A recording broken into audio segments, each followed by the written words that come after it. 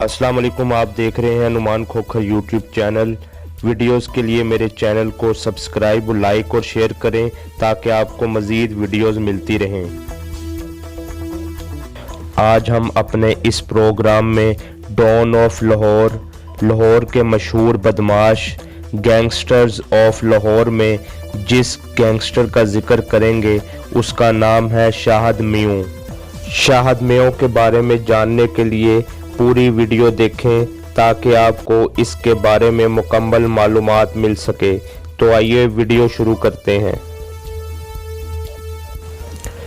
Shahid Mayo coat Lakhpat Lahore का रहायशी था। ये 4 भाई थे। शाहद मेओ ने अपना पेशा पुलिस में कांस्टेबल के तौर पे शुरू किया, लेकिन बाद में इसने जराइम की दुनिया को अपना मुस्तकिल पेशा चुना।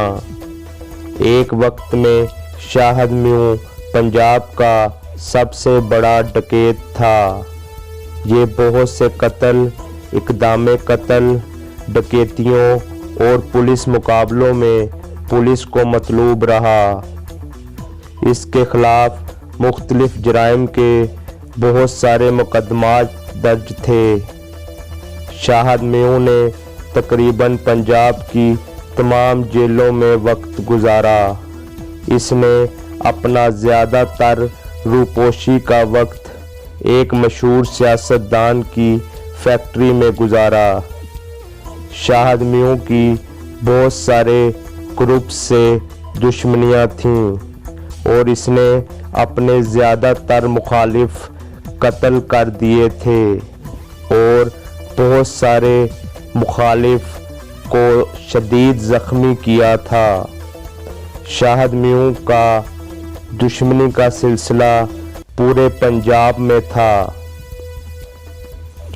जेल से रिहाई के बाद इसने जराइम की दुनिया को खैरबाद कह के प्रॉपर्टी का काम शुरू किया, जिसके दौरान शाहद मेओ का उस वक्त की सफ़े अव्वल की अदाकारा अंजुमन से मोहब्बत का सिलसिला शुरू हुआ और इस सिलसिले को अंजाम तक पहुंचाने के लिए अंजुमन के शोहर मुबीन मलिक ने मशहूर ज़माना गैंगस्टर वसीम टिपना और तारे खान के हाथों शाहद मेओ को उस वक्त इसके सबसे करीबी दोस्त आमिर भट्ट की मदद से कत्ल करवा दिया।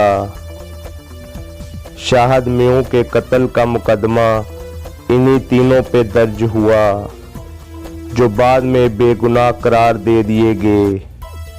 बिलाखिर बहुत अरसे बाद आमिर भट्ट और मुबीन मलिक को भी कत्ल कर दिया गया और वसीम टिपना पे कातलाना हमला किया गया, जिसमें वो खुद तो बच गया लेकिन इसके 2 गनमैन मारे गए। आप देख रहे थे नुमान खोखर यूट्यूब चैनल। उम्मीद करता हूँ आपको वीडियो अच्छी लगी होगी।